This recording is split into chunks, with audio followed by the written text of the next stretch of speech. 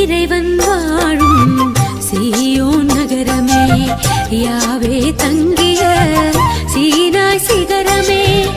இறைவன் வாழும் சீயோன் நகரமே, யாவே தங்கிய